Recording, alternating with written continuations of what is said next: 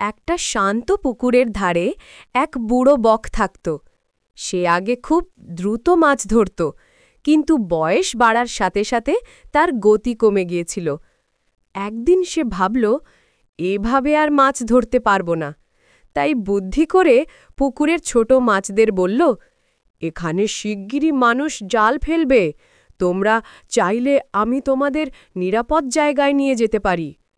মাছরা ভয় পেয়ে রাজি হল। বক প্রতিদিন কয়েকটা মাছকে ঠোঁটে নিয়ে উড়ে যেত, কিন্তু নিরাপদ জায়গায় নয়, দূরের ঝোপে গিয়ে একা একা খেয়ে ফেলত। এভাবে কয়েকদিন চলল। তারপর এক বুড়ো কাঁকড়া বকের কাছে এলো।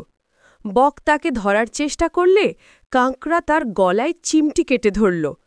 বক ব্যথায় পড়ে গেল, আর তখন সবাই বুঝল তার প্রতারণা। মাছরা বেঁচে গেল, আর বক তার লোভের জন্য শাস্তি পেল। নৈতিক শিক্ষা: লোভ করলে শেষ পর্যন্ত নিজেরই ক্ষতি হয়।